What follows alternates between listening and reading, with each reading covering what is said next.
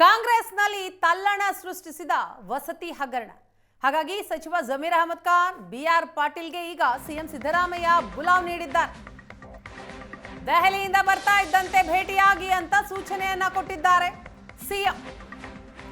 ಕಾಂಗ್ರೆಸ್ನಲ್ಲಿ ತಲ್ಲಣ ಸೃಷ್ಟಿ ಮಾಡಿದೆ ವಸತಿ ಹಗರಣ. ಸಚಿವ ಜಮೀರ್ ಅಹಮದ್ ಖಾನ್ ಶಾಸಕ ಬಿಆರ್ ಪಾಟೀಲ್ಗೆ ಸಿಎಂ ಈಗ ಬುಲಾವ್ ನೀಡಿದ್ದಾರೆ. ದೆಹಲಿಯಿಂದ ಬೆಂಗಳೂರಿನತ್ತ ಹೊರಟಿದ್ದಾರೆ ಸಿಎಂ. ಬೆಂಗಳೂರಿಗೆ ಬಂದ ಕೂಡಲೇ ಸಿದ್ದರಾಮಯ್ಯ ಅವರನ್ನ ಭೇಟಿಯಾಗಬೇಕು ಅಂತ ಈಗ ಜಮೀರ್ ಅಹಮದ್ ಖಾನ್ ಹಾಗೂ ಬಿಆರ್ ಪಾಟೀಲ್ಗೆ ಸಿಎಂ ಸೂಚಿಸಿದ್ದಾರೆ.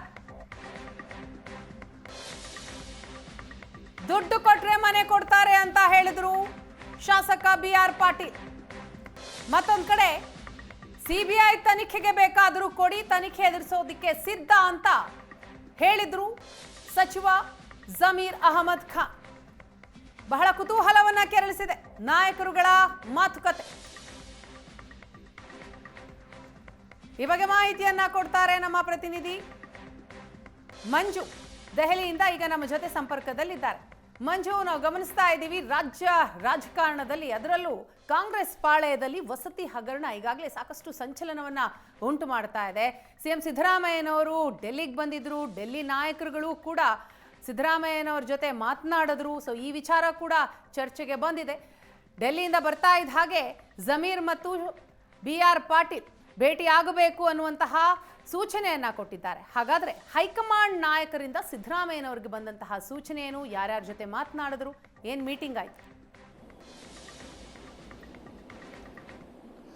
ವೀಣಾ, ಇದು ದಿನದಿಂದ ದಿನಕ್ಕೆ ಈ ಹಗರಣದ ಮಾತು ಒಂದು ರೀತಿಯಲ್ಲಿ ಕಾಂಗ್ರೆಸ್ ತನ್ನ ಕಂಗೆಡಿಸ್ತಾ ಇರುವಂತದ್ದು ನಿಜ. ಯಾಕಂದ್ರೆ ಒಂದಲ್ಲ ಒಂದು ರೀತಿಯಾದಂತಹ ಹಗರಣಗಳು, ಆರೋಪಗಳಿಗೆ ಪದೇ ಪದೇ ಕರ್ನಾಟಕ ಸರ್ಕಾರ ಅಥವಾ ಕರ್ನಾಟಕ ಕಾಂಗ್ರೆಸ್ ತುತ್ತಾಗ್ತಾ ಇರುವಂತದ್ದು ಬಹಳ ಬೇಸರದ ಸಂಗತಿ ಅನ್ನುವಂಥದ್ದು ಹೈಕಮಾಂಡ್ಗೆ ಇರುವಂತದ್ದು.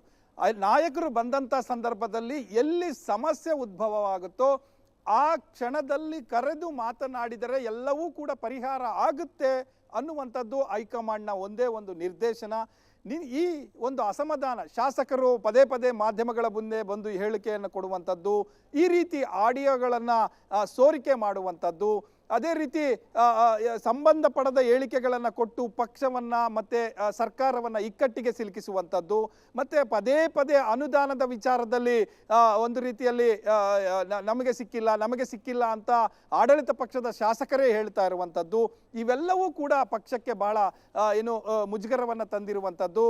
ಅದರ ಜೊತೆಗೆ ನಿಮಗೆ ಏನಂದ್ರೆ ಕೆಲವು ಪ್ರಶ್ನೆಗಳಿಗೆ ಈವನ್ ಮುಖ್ಯಮಂತ್ರಿಗಳು ಕೂಡ ಉತ್ತರವನ್ನು ಕೊಡದ ಸ್ಥಿತಿ ಆಗಿರುವಂಥದ್ದು. ಸೊ ಇದನ್ನು ಬಹಳ ಗಂಭೀರವಾಗಿ ಪರಿಗಣಿಸಿದೆ ಕಾಂಗ್ರೆಸ್ ಹೈಕಮಾಂಡು. ಕಳೆದ 3 ದಿನಗಳಿಂದ ಸಿದ್ದರಾಮಯ್ಯ ಅವರು ದೆಹಲಿಯಲ್ಲಿ ಇದ್ರು. ಎಲ್ಲ ನಾಯಕರನ್ನ, ಅಧ್ಯಕ್ಷರನ್ನ, ಪ್ರಧಾನ ಕಾರ್ಯದರ್ಶಿಗಳನ್ನ, ರಾಜ್ಯದ ಉಸ್ತುವಾರಿಗಳನ್ನ ಎಲ್ಲರನ್ನೂ ಕೂಡ ಭೇಟಿಯಾಗಿದ್ದಾರೆ. ಎಲ್ಲರೂ ಕೂಡ ಶಾಸಕರ ನಡೆಗೆ ಬಹಳ ಅಸಮಾಧಾನವನ್ನು ವ್ಯಕ್ತಪಡಿಸಿದ್ದಾರೆ.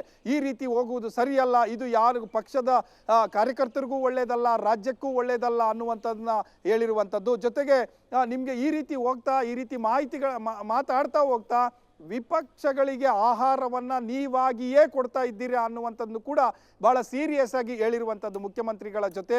ಹಾಗಾಗಿ ನೀವು ತಕ್ಷಣ ಅವರನ್ನು ಕರೆದು ಮಾತನಾಡಬೇಕು, ಎಲ್ಲಿ ಸಮಸ್ಯೆ ಸೃಷ್ಟಿಯಾಗುತ್ತೋ ಅವರನ್ನು ಕರೆದು ಮಾತನಾಡಿ ಅನ್ನುವಂಥದ್ದು. ಶಾಸಕರಿಗೂ ಕೂಡ ನಿನ್ನೆ ಎಚ್ಚರಿಕೆಯನ್ನು ಕೊಟ್ಟಿತ್ತು, ನೀವು ಮಾತನಾಡಬಾರ್ದು, ಎಲ್ಲೂ ಕೂಡ ನಿಮಗೆ ಸಮಸ್ಯೆ ಬಂದರೆ ನೇರವಾಗಿ ಸಿಎಂ ಬಳಿ ಹೋಗಿ ಅಥವಾ ಅಧ್ಯಕ್ಷರ ಬಳಿ ಹೋಗಿ ಚರ್ಚೆ ಮಾಡಿ ಅನ್ನುವಂಥದ್ದನ್ನ ಹೇಳಿದ್ರು.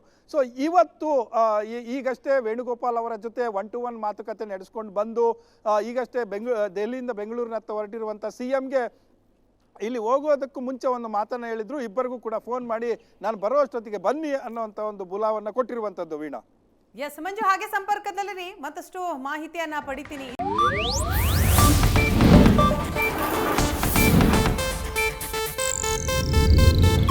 ಇದು ಏಷ್ಯಾನೆಟ್ ನ್ಯೂಸ್ ನೆಟ್ವರ್ಕ್ ಪ್ರಸ್ತುತಿ.